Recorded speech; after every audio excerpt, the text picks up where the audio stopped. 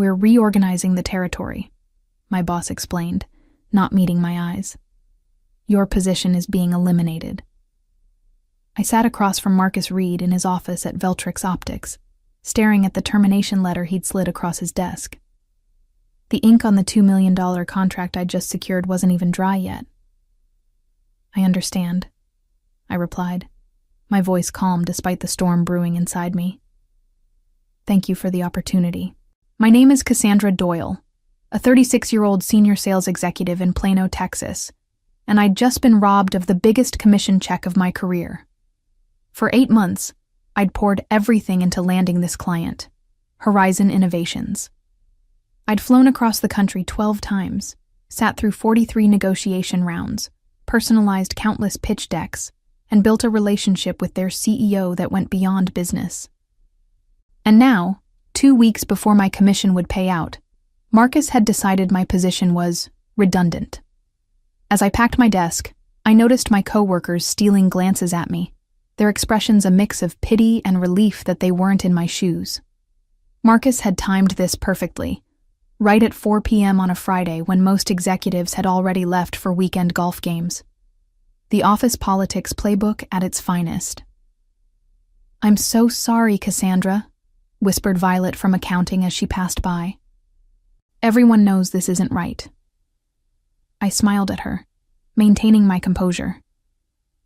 It's just business, right? But it wasn't just business. It was personal.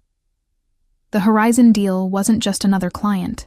It represented my career pinnacle after 15 years in the industry. That commission would have paid off my mother's medical bills from last year's unexpected surgery. Marcus knew all this. We'd discussed it over drinks just last month when he'd congratulated me on nearly closing the deal. I took one last look at the office where I'd spent 5 years of my life before walking out, head held high. In the elevator, I checked my phone and saw a text from Jonah Freeman, Horizon's CEO. "Dinner still on for Wednesday to celebrate the partnership?" A small smile formed on my lips. What Marcus didn't understand was that business wasn't just about contracts and numbers. It was about relationships. And my relationship with Jonah wasn't just professional. We'd built a foundation of mutual respect and trust over the past 8 months. He'd shared stories about his children. I'd talked about my dreams of starting my own consultancy someday. As I reached my car, I made a decision. This wasn't over. Not by a long shot.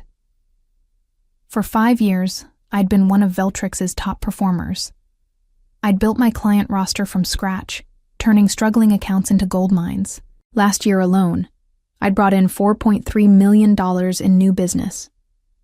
The sales plaques and achievement awards gathering dust in a box in my trunk were testament to that. But Veltrix had been changing.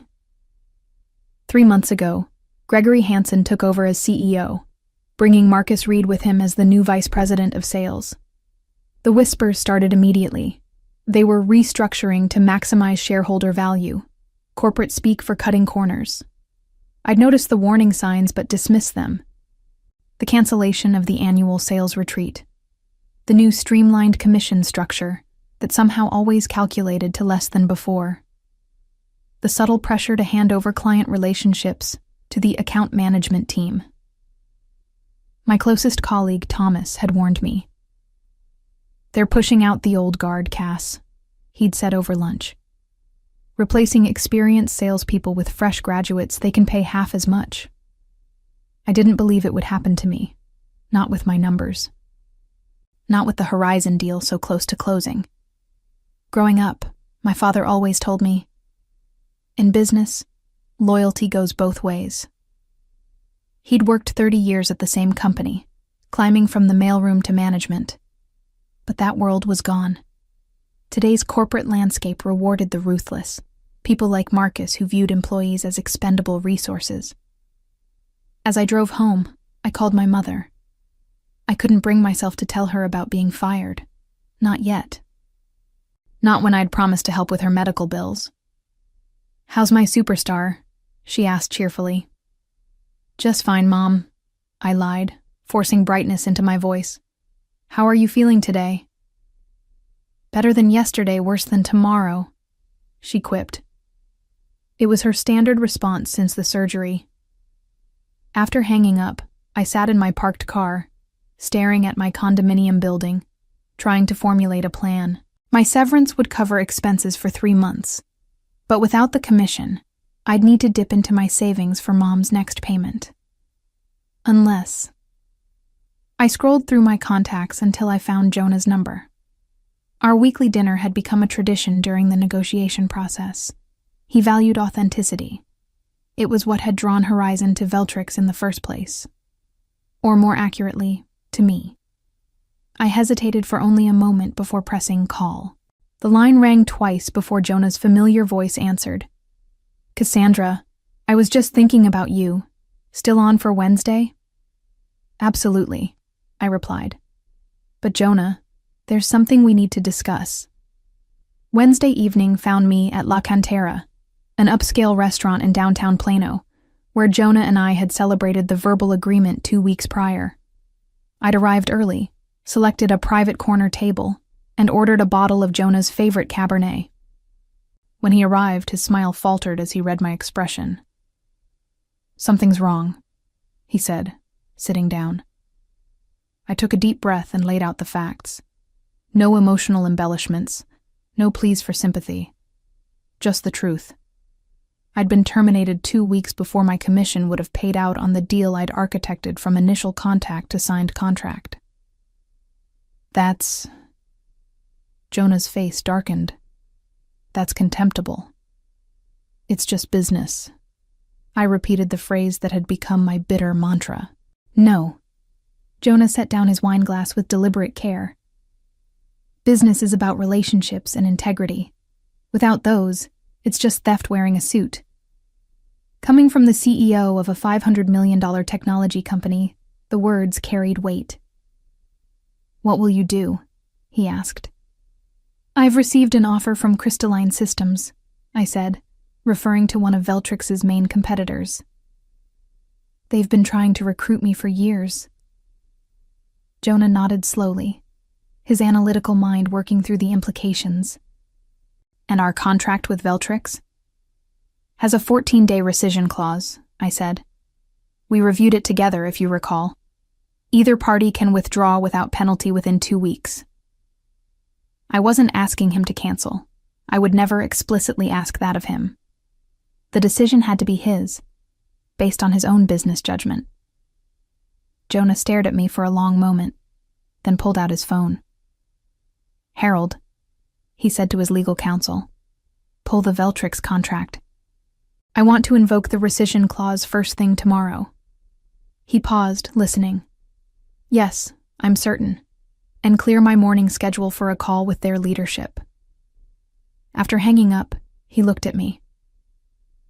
This isn't just about your commission, Cassandra. During our negotiations, you promised that you personally would oversee the implementation. That was a material factor in our decision. I nodded, feeling a weight lift from my shoulders. Crystalline's product line is actually better suited for your needs, I said truthfully. The optical components have a longer warranty, and their custom design team is more experienced with your specific applications. When can you start there? Jonah asked. Monday. They're eager to have me on board. Good. Jonah raised his glass. Then I look forward to hearing their proposal next week. As we finished dinner, discussing his daughter's college applications and my mother's improving health, I felt no triumph, no vindictive pleasure. Just the quiet satisfaction of knowing that in a world where loyalty was increasingly rare, integrity still mattered to some. By the time the check arrived, the first phase of my response to Marcus's betrayal was in motion. Not revenge. Correction. The following morning, my phone began ringing at 7 a.m. Marcus. I sent it to voicemail. He called again, and again. By the fourth call, I decided to answer. Cassandra, he sounded breathless, panicked. We need to talk. About what, Marcus? My position was eliminated, remember? I kept my voice pleasant, as if discussing the weather.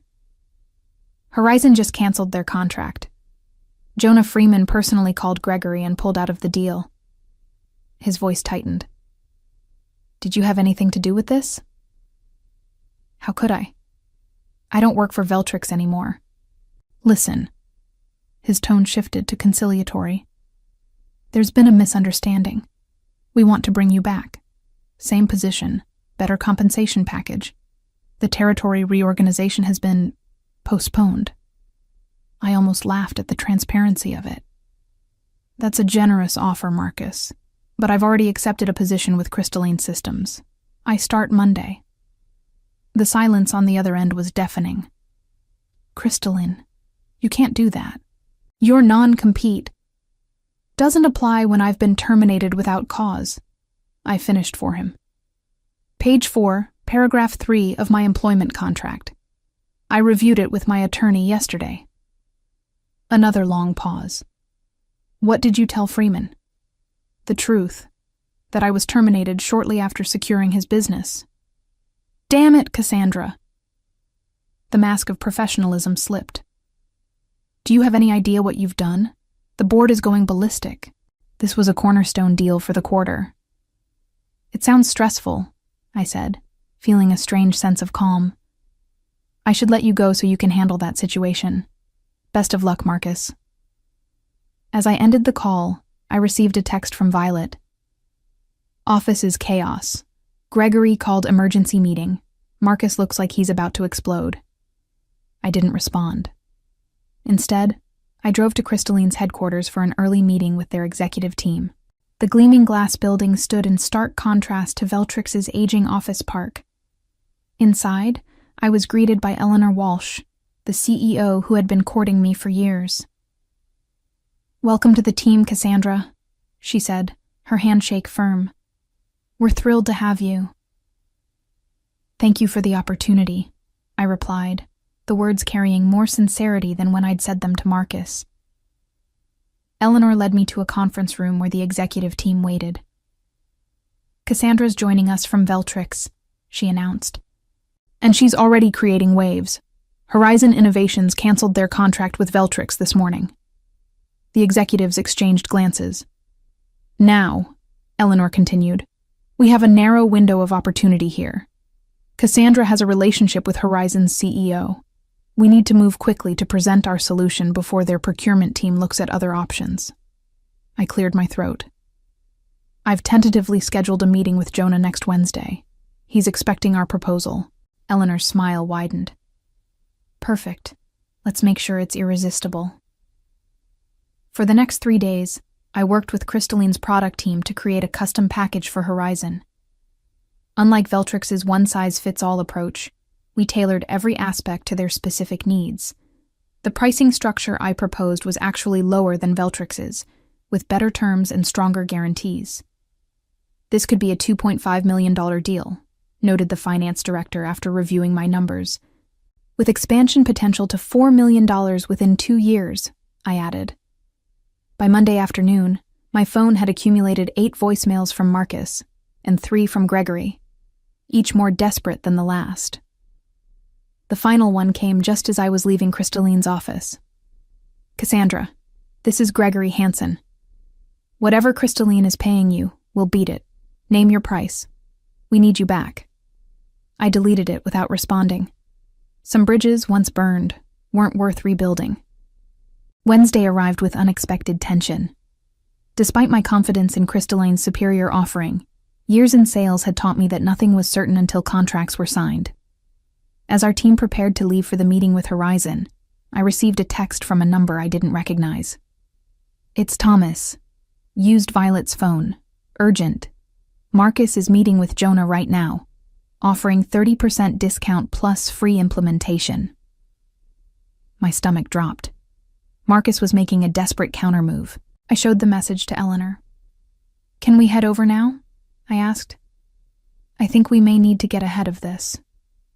Eleanor nodded grimly, and we left immediately. Upon arriving at Horizon's headquarters, the receptionist informed us that Jonah was in a meeting, but had left instructions to send us to conference room B when we arrived. Walking through the familiar hallways felt surreal, like returning to a place I'd only dreamed about. When we entered the conference room, I stopped short.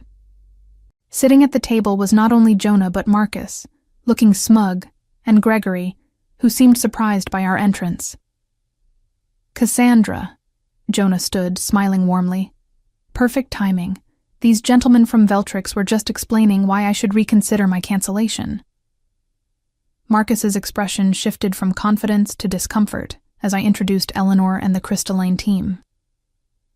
"We were under the impression we had an exclusive meeting," Gregory said, his tone clipped. "I invited both parties," Jonah replied evenly. "I believe in making informed decisions." What followed was the most unusual presentation of my career. Marcus outlined Veltrix's desperate concessions, price cuts, extended warranties, free training, while I presented Crystalline's thoughtful, customized solution. Throughout it all, Jonah watched, asking occasional questions but giving no indication of his preference. When both presentations concluded, Jonah thanked everyone. "This has been enlightening. I'll need to confer with my team before making a decision." Outside the building, Marcus cornered me in the parking lot. "You won't get away with this," he hissed. "You have no idea what you're up against." "I'm up against a man who fired me to avoid paying my commission," I replied calmly. "I think I understand the situation perfectly." His face reddened. "It wasn't personal. It was a business decision." "And this is my business decision," I gestured toward Horizon's building. "May the best solution win." Back at Crystalline, Eleanor was surprisingly upbeat. "You did well in there. Freeman was clearly more engaged during your presentation." "He's thorough," I cautioned. "He won't make a decision based on personalities." 2 agonizing days passed. Then, on Friday afternoon, my phone rang with Jonah's number. "We've made our decision," he said without preamble. "Can you come to my office at 4 p.m.? The drive to Horizon felt like traversing a minefield. Had Marcus's desperation tactics worked? Had the substantial price cut swayed Jonah's procurement team? When I arrived, I was escorted directly to Jonah's office. To my surprise, no one from Veltrix was present, just Jonah and his team. "Cassandra," he greeted me, "I want you to explain to our team exactly how Crystalline's optical sensors will integrate with our existing systems." For the next hour, I detailed the implementation process, answering technical questions from Horizon's engineers. When we finished, Jonah stood and extended his hand. "We'll go with Crystalline. The contract is being drawn up as we speak." Relief washed over me, followed quickly by professional composure. "You won't regret it. The product truly is superior." "I know," he said, "but equally important is working with people of integrity." 1 month later, I sat in my new corner office at Crystalline, reviewing the finalized contract with Horizon. The deal had indeed come in at $2.5 million, with a clear path to expansion. My commission would be considerably larger than what I would have earned at Veltrix, with a more favorable payment structure. Violet had texted me updates in the aftermath. Marcus had been placed on administrative leave pending an investigation into his management practices. 3 other sales executives had resigned in solidarity with my situation. Veltrix's stock had dropped 11% following the loss of the Horizon deal and subsequent departures.